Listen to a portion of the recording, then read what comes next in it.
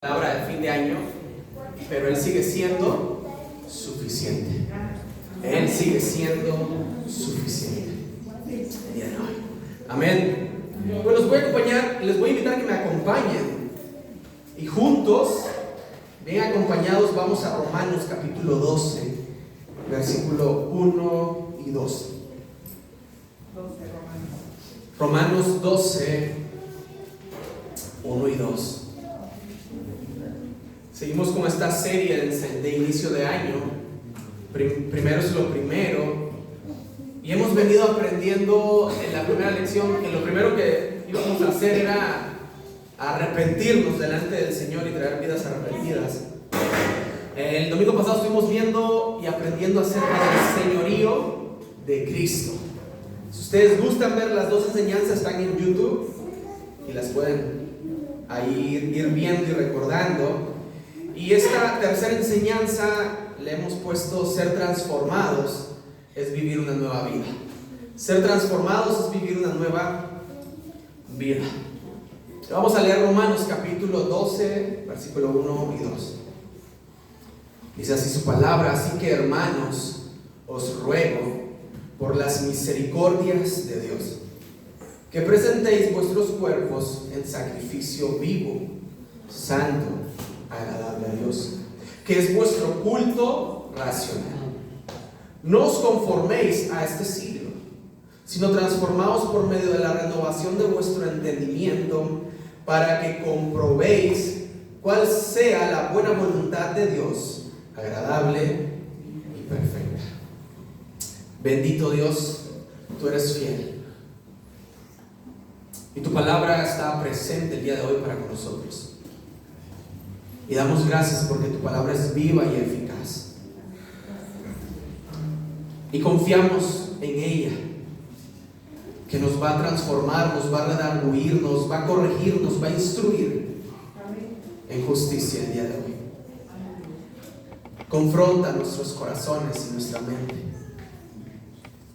Habla nuestra vida a través de tu palabra.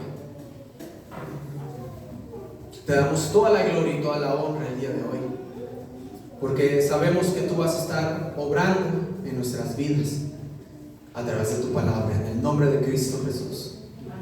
Amén. Amén.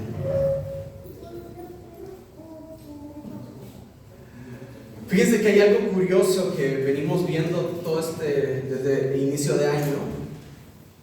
Y es que creo que desde los tiempos de los apóstoles hasta hoy en día existe un cristianismo sin transformación. Existe un cristianismo que simplemente posee el título de ser cristianos, pero no han sido transformados por el Señor. Y lamentablemente esta corriente se ha introducido en toda Latinoamérica y está agarrando mucha fuerza el día de hoy. Creen en la gracia, y entonces al creer en la gracia ellos piensan y dicen: pues yo puedo hacer lo que yo quiera, y pues el Señor me está salvando por gracia, ¿no? Y no pasa nada. Y están creciendo con esta mentalidad, pero la Biblia nos muestra que un cristianismo sin transformación pues no es una verdadera vida del creyente. Y la Biblia no tolera esta parte, porque nos está hablando de que seamos creyentes con una fe estéril. Yo creo que la fe produce frutos en nosotros cuando es una fe genuina. Y en el Nuevo Testamento, creer y cambiar no son conceptos opuestos, no van opuestos, no se han peleados. El ser transformados y el creer están de la mano, son inseparables. Por eso Pablo está escribiéndole a la iglesia de Roma, ya en este capítulo 12, luego de haber escrito una serie de enseñanza preciosa, hermosa acerca del Evangelio y lo que hace el Evangelio en nuestras vidas, y quienes somos sin Cristo y ahora quienes somos en Cristo. Los 11 capítulos anteriores el apóstol Pablo se dedicó a explicarnos qué es el Evangelio, quién es el hombre, el pecador, que ha hecho la humanidad, que se ha alejado del Señor, y la humanidad no ha querido buscar a Dios. También el apóstol Pablo nos explica qué es la gracia, la redención, el perdón de pecados, la adopción, que es ser hijos verdaderos de Dios y andar en el Espíritu. Y entonces nos viene una enseñanza impresionante. Llega el capítulo 12 y dice, bueno, ahora ya es tiempo de que ustedes aprendan a vivir conforme al Evangelio. Ya han sido transformados, ya conocen la verdad. Es tiempo que comiencen a vivir como el Evangelio demanda. Y por eso inicia con esta pequeña frase, así que.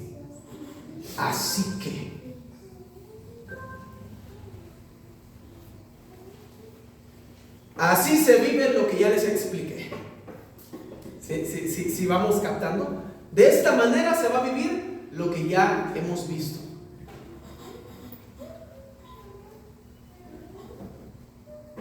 Y esto yo lo llamo teología práctica. Vamos a ver teología práctica. Es aplicar toda la enseñanza a nuestra vida. La verdad revelada exige una respuesta visible. Y la gracia que no transforma la vida no ha sido comprendida correctamente. Porque la gracia transforma corazones totalmente corrompidos, corazones torcidos. El corazón de piedra lo convierte en un corazón blando, de carne.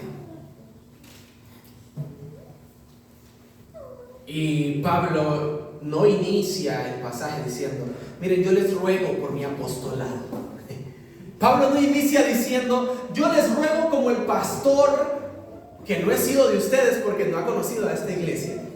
Ha escuchado el testimonio de esta iglesia, pero Pablo no está rogándoles por su autoridad o por su llamado o por el título que él posea. Pablo les comienza a rogar a la iglesia, ¿por qué cosa? Por las misericordias de Dios. ¿Y qué implica esto? Él inicia diciendo, os ruego. Es un llamado tierno. Es un llamado humilde, es un llamado pastoral. Pablo les está diciendo, en serio, familia, hermanos, yo les estoy rogando, les ruego. Por favor, les estoy rogando que hagan esto.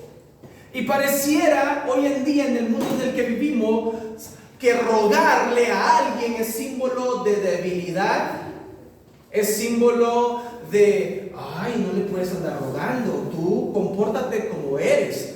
Hoy en día sería difícil rogarle a alguien porque el mundo nos quiere enseñar esto de que no le andes rogando a nadie. Pero Pablo no le está rogando de acuerdo a sus emociones. Pablo se está humillando y está haciendo un llamado pastoral, le está rogando por las misericordias de Dios, es decir, por todas las expresiones de gracia que han recibido. Porque si hoy yo les preguntara e hiciéramos una lista, ¿cuán bueno ha sido el Señor contigo solo en esta semana? ¿Cuántas cosas escribieras?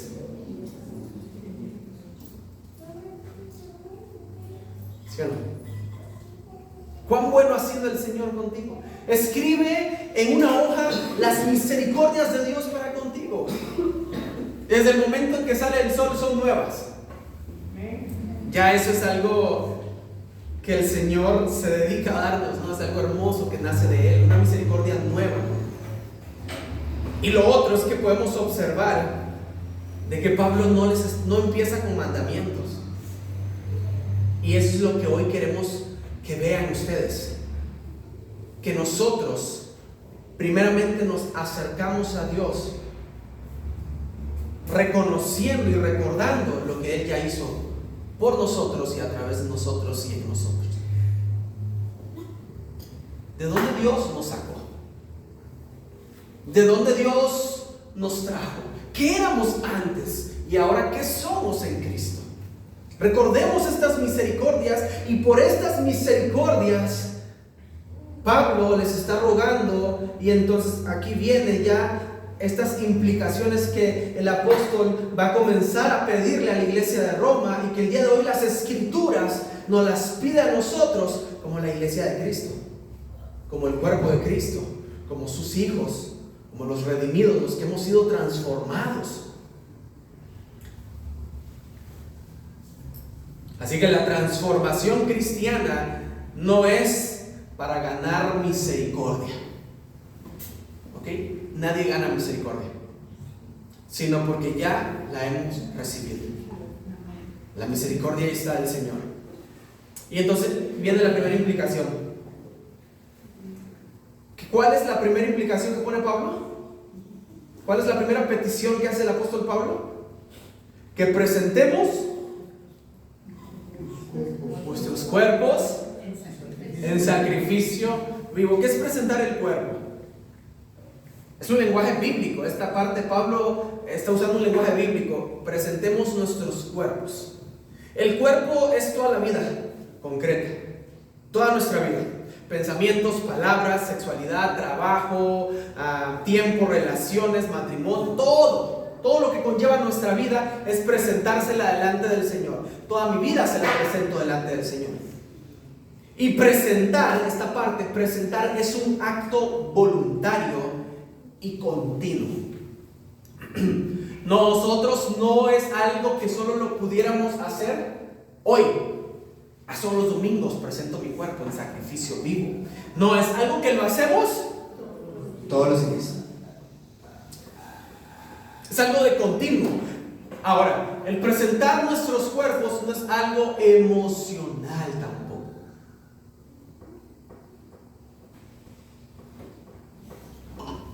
La salvación no se demuestra en lo que decimos en el altar o cuando nos arrodillamos, sino en lo que ofrecemos a Dios cada día. Al Señor le ofrecemos al Señor algo cada día. ¿Y qué es lo que tú le ofreces? ¿Y qué es lo que yo le ofrezco? ¿Y qué es lo que todos le ofrecemos al Señor? ¿Alguna vez se lo han preguntado? Espero que a través de esta pregunta ustedes digan y sean sinceros, ¿no? Y tal vez unos dirán: esta semana no le entregué nada al Señor.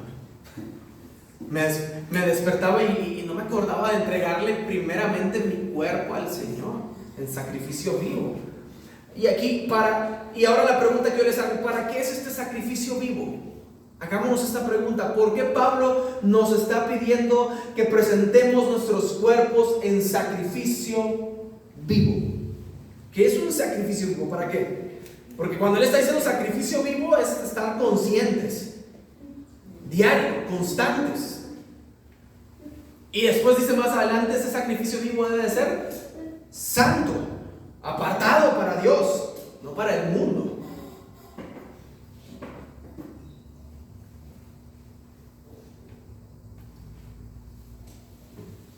Y este sacrificio va a ser agradable ante Dios.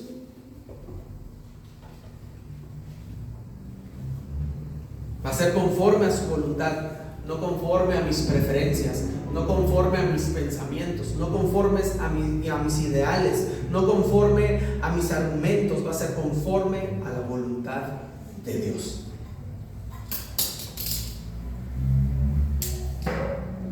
¿Por qué, hermanos? Porque al final dice que es vuestro culto racional. O sea, no es un ritual vacío, es una adoración genuina que involucra nuestra mente, nuestro cuerpo, nuestra voluntad, nuestra obediencia, todo lo que somos delante de Él.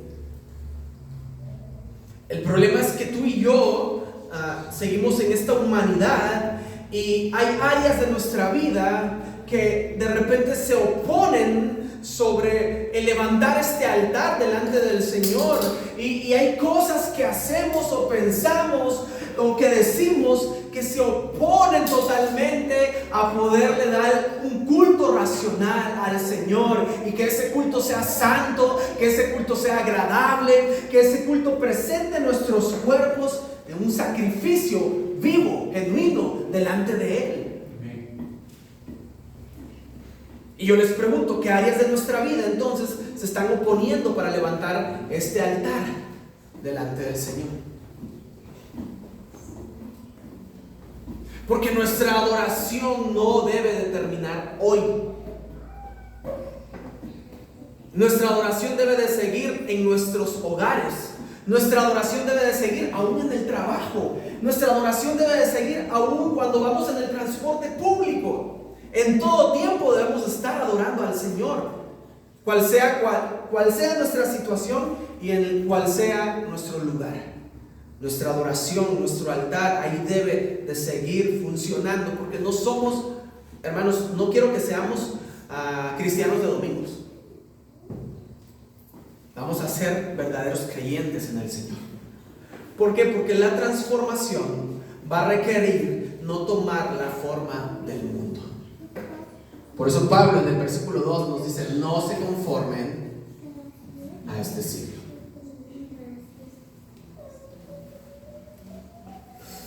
¿Cómo nos pudiéramos conformar a este siglo?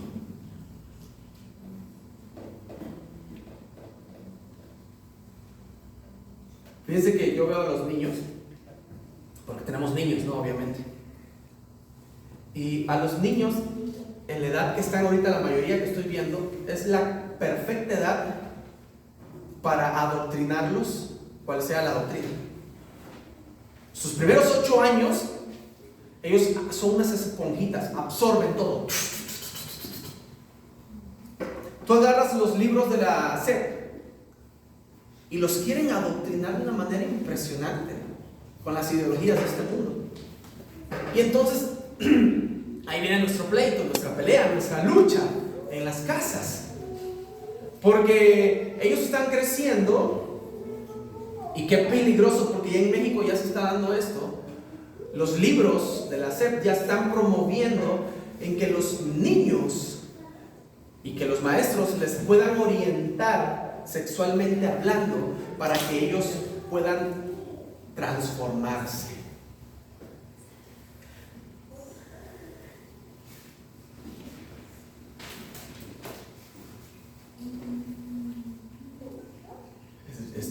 Estamos viendo un momento difícil, porque ellos pasan desde las 8 o 9 de la mañana en un salón,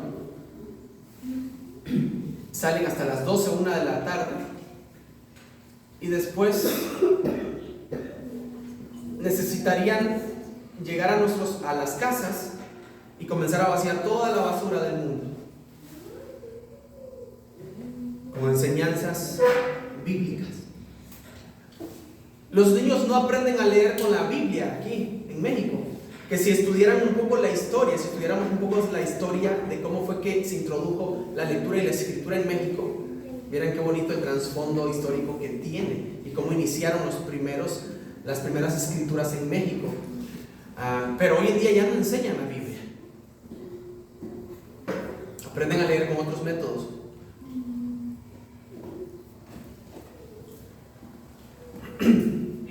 Y es por eso que hoy en día los niños están creciendo con estas ideas totalmente perversas. Un sistema de valores que está caído. Una manera de pensar totalmente sin Dios. Una cultura que está redefiniendo lo bueno y lo malo. Y a lo malo ahora le dicen bueno, y a lo bueno ahora es malo. Y la palabra conformar describe algo que se está amoldando externamente sin cambiar lo interno.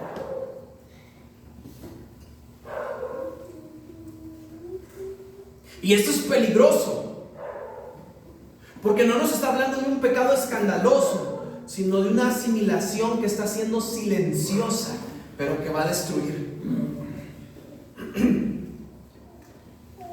Y muchos no están rechazando a Cristo hoy en día, pero sí están permitiendo que el mundo los comience a moldear lentamente. No pasa nada, la frase que utilizamos hoy en día: no pasa nada, no hay que ser religiosos, ¿no?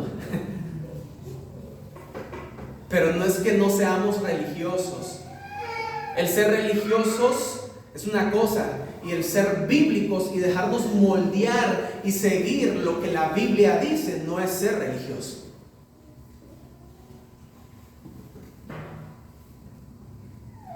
Por eso Pablo dice, no se conformen.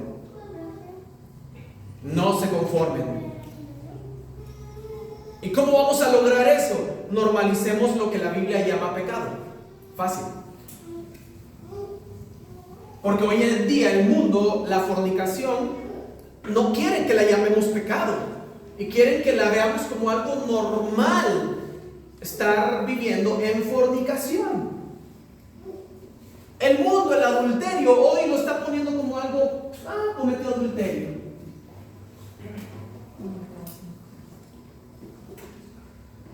No normalicemos las cosas del mundo. Hay que normalizar en nuestros hogares lo que la Biblia llama pecado. Y corregir el pecado, confrontar el pecado y que podamos ser transformados. Debemos de comenzar a adoptar prioridades ajenas a este mundo y comenzar a adoptar prioridades del reino de Dios. Y para entrar en ese tema del reino de Dios, tuviéramos que ahorita quedarnos más horas acá en la iglesia e irnos al sermón del monte y leer Mateo capítulo 5, Mateo capítulo 6, Mateo capítulo 7, y entonces salir de este lugar todos así con la cabeza hinchada. Así es vivir en el reino de Dios, porque así quiere el Señor que vivamos, no como el mundo quiere que vivamos. No podemos seguir midiendo el éxito como el mundo lo mide. El mundo mide el éxito el día de hoy con casas, carros, propiedades, lujos, dinero, influencia, likes, seguidores.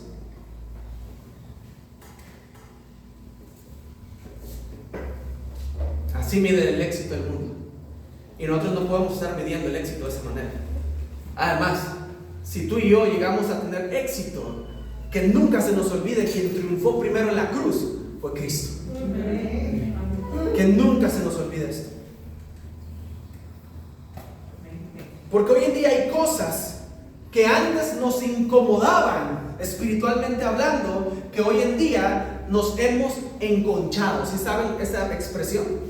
Así estamos súper cómodos, enconchados, y ya no me da nada. Aunque peque, aunque sé que estoy mal delante de Dios, pero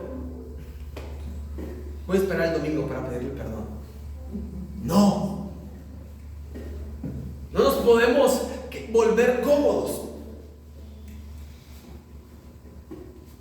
No podemos estar tomando decisiones igual que los que no conocen a Cristo, porque yo ya conocí a Cristo y mis decisiones tienen que ir conforme a la voluntad de Cristo. Por eso Pablo está pidiendo que nuestra transformación debe de ocurrir mediante una renovación de la mente.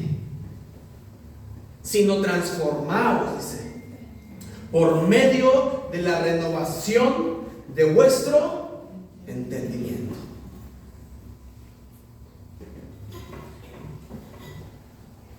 Una metamorfosis.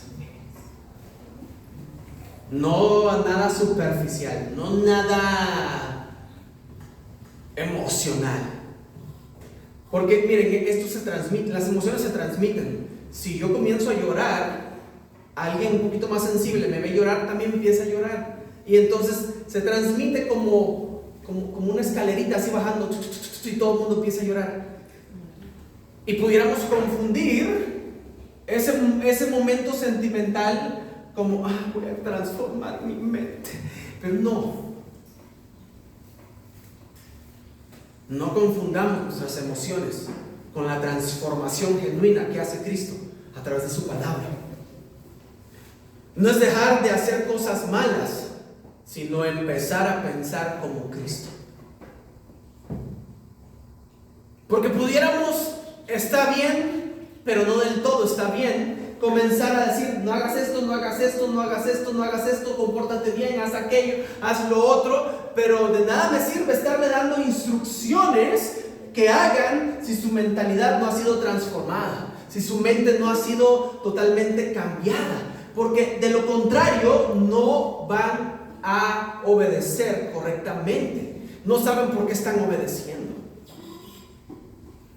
Yo doy gracias a Dios por los niños, porque ellos preguntan para todo, ¿para qué y por qué? Arregla la cama, ¿pero por qué, papá? Y de cierta manera, una vez yo hasta discutí esa parte con mi esposa, porque decía, de cierta manera el arreglar la cama no tiene ningún sentido, le decía yo, para mí. Si ellos no saben el por qué necesitan arreglar su cama. ¿Sí me explico? Darles como que, entonces, tenemos que cambiar el asunto, ¿no? Y enseñarles el propósito de por qué hacer las cosas. Y enseñarles en sus mentes. Solo les estoy dando un ejemplo de cómo comenzamos a cambiar nuestra mente. Ahora yo les pregunto, si nuestra mente no estamos metiendo lo único que produce vida y transforma, entonces, ¿qué hay en nuestra mente?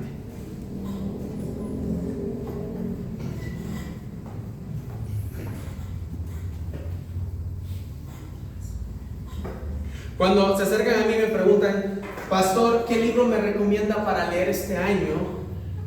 Eso me lo preguntaron unos amigos. Yo les digo, puedes empezar a leer el Evangelio de Juan. No, pero un libro. Primero el Evangelio de Juan. Y se quedó así como. Y después leer Romanos, otro libro excelente. Ya después ya te puedo recomendar otros libros. Pero lo primero que yo siempre te voy a recomendar es ir a la Escritura. Debemos juntos comenzar a renovar nuestra mente, reemplazar las mentiras de este mundo con las verdades bíblicas, someter nuestras emociones, nuestros razonamientos y deseos totalmente a la palabra de Dios, que podamos decir lo que la palabra dice y ya ni modo aceptar la realidad y no estarle poniendo peros, permitir que el Espíritu Santo gobierne mi mente, gobierne mis pensamientos. Aquí yo les pudiera decir lo mismo que le dice el apóstol Pablo a los Filipenses en el capítulo 2, versículo 5. Haya pues en vosotros este sentir que hubo también en Cristo Jesús. Tengan la misma actitud de Cristo. ¿Por qué y para qué? Pues para que podamos comprobar juntos cuál sea la buena voluntad de Dios, agradable y perfecta. A veces nos cuesta comprobar que la voluntad de Dios es buena, agradable y perfecta porque tenemos una mente equivocada. Y cuando tenemos pensamientos equivocados y una mente equivocada, nos cuesta ver que la voluntad de Dios es buena porque nuestra mente comienza a ser totalmente humana y comenzamos a ver que mala onda que Job le haya dado lepra y haya perdido todo, a tal punto que él hasta casi muere. Una mente errónea no puede comprender esas partes de decir, ¿cómo es posible que Dios le dijo a Satanás, ya viste a mi siervo Job? ¿Ya lo consideraste? Vino de Dios. Y nos cuesta esto. ¿Cómo es posible? ¿Por qué? Todos esos argumentos se derriban por el conocimiento de Cristo en nuestras vidas. Muchos quieren dirección de Dios sin transformación. ¿Cómo estamos alimentando nuestra mente el día de hoy? ¿Con K-pop? ¿K-dramas? ¿Con música? ¿Con películas? ¿Como Stranger Things, ¿no? Estuvo de moda. Yo en lo personal no pude ver esa serie. Me llamarán miedoso, pero no pude. Hasta la bloqueé en Netflix. No pude.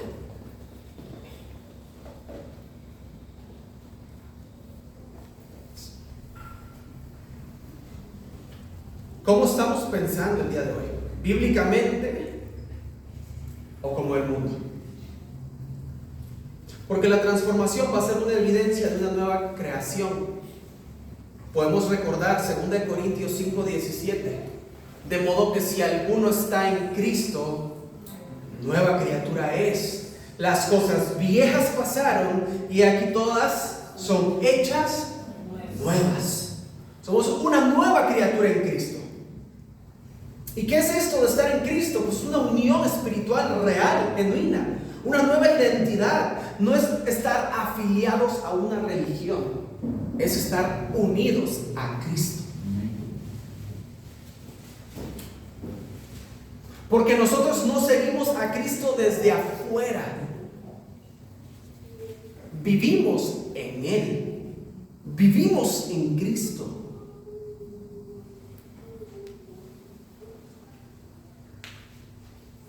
Y esto no se trata de cambiar la conducta primeramente. Es de recibir una nueva identidad, porque mi identidad va a definir mi conducta. Cuando yo cambio mi mente define cómo yo me comporto, cómo yo soy, cómo yo hablo.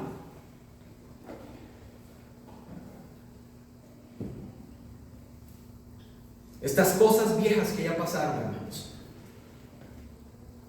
Antes andábamos conforme a la corriente de este mundo. Ya no andamos conforme a la corriente de este mundo.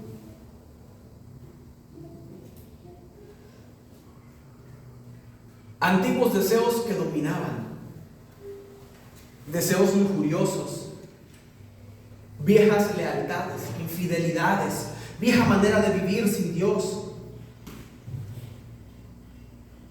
Antes nos queríamos mandar a nosotros mismos, pero antes el príncipe de la potestad del aire, el príncipe de este mundo, a él le rendíamos cuenta sin darnos cuenta.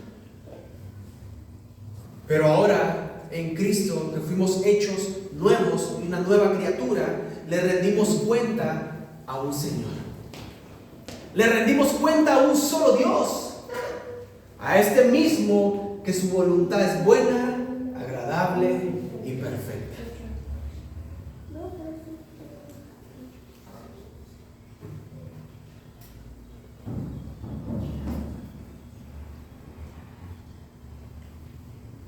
Hermanos, la santidad es el fruto visible de lo que Dios está haciendo en nosotros.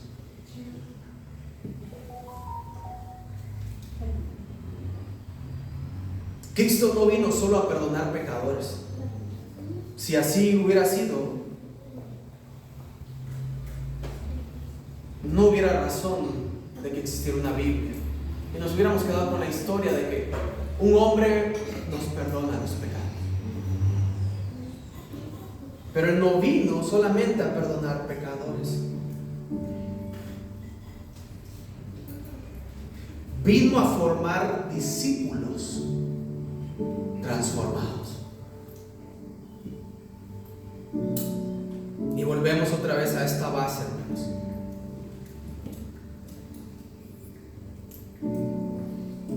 Si nosotros vemos sus 12 discípulos, Él no entró a las escuelas fariseas para escoger a los mejores maestros. Él no fue con los escribas para decirle: ¿quién es el mejor escriba que me siga? Él fue con unos pescadores que olían a pescado, que olían a mar. Él fue con uno que era el traidor del pueblo, porque era recaudador de impuestos.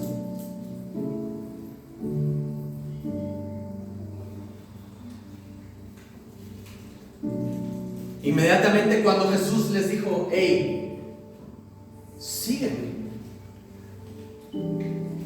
ellos no pusieron ningún pero a ver, Jesús, ¿y si te sigo qué? ¿Qué me das? ¿Qué ofreces? La Escritura nos dice que lo siguieron. Y fue un proceso para ellos de transformar sus mentes, de cambiar sus maneras de pensar. Fue un proceso.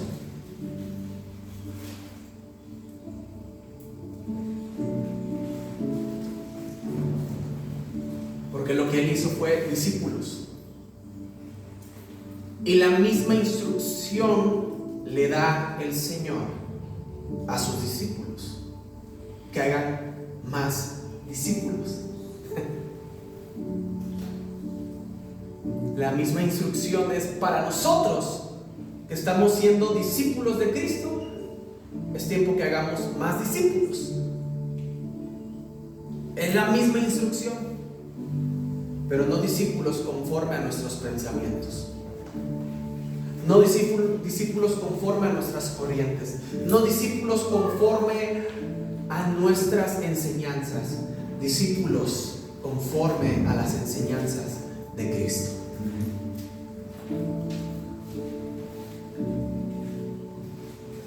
Esta vida no se trata de ser perfectos, aunque estamos siendo perfeccionados. Pero yo no puedo alcanzar la perfección si primero yo no me rindo ante Él. Porque todo esto que hemos leído nos habla de rendición, de sumisión y de entrega. Es de humillarme.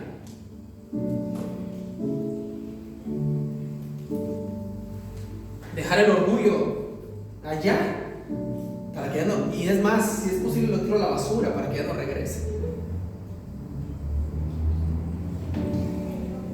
para que dejemos de vivir por apariencias y comencemos a vivir una vida en proceso, adquiriendo convicciones, hambre por Dios, un cambio progresivo.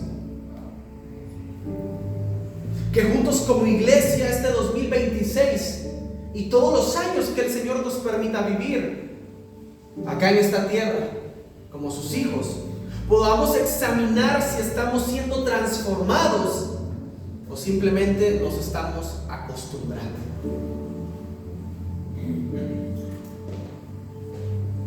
Porque donde el Señor gobierna, la vida cambia. Donde Él gobierna, todo es transformado.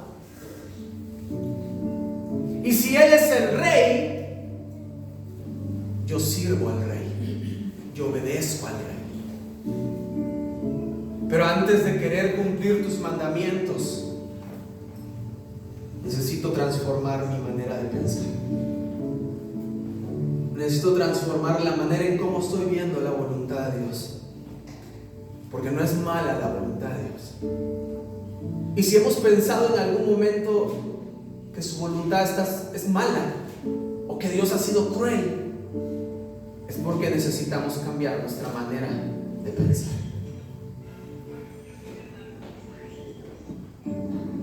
Y no la vamos a cambiar por el simple hecho de que yo venga y ponga la mano en tu cabeza y ya eres transformado. No, yo no tengo poder para transformar a nadie, pero de algo que estoy seguro, hermanos. Estoy seguro porque yo lo he vivido y he visto como otros lo han vivido, que cuando tú comienzas no a leer este libro, cualquiera lo lee, como el profeta, a comer de este libro, a alimentarte de este libro, vas a comenzar a vivir conforme a este libro. Y es la palabra de Dios, que es viva y eficaz. Porque donde Cristo reina, la mente se renueva. ¿Quieren renovar su mente? ¿Queremos renovar nuestra mente? ¿Queremos renovar nuestros pensamientos? Comiencen a estudiarla, comiencen a leerla, empápense de ella, tengan a tiempos a solas. No lo entiendo. Dios ha puesto hombres en esta iglesia, gracias a Dios, para que podamos explicarles las Escrituras con toda confianza. No tengan temor, no nos molestan. Pastor, no lo entiendo. Y a veces yo te voy a poder decir, también yo no lo entiendo, porque soy hombre. Pero Él es quien nos ayuda para entender. ¿Por qué no venimos delante del Señor el día de hoy, ahí en tu lugar? Y le dices, Señor, Si tú has pensado que su voluntad en algún momento ha sido dura y ha sido cruel, el mejor momento es comenzar a pedirle perdón al Señor. Y que tú te puedas acercar delante de su presencia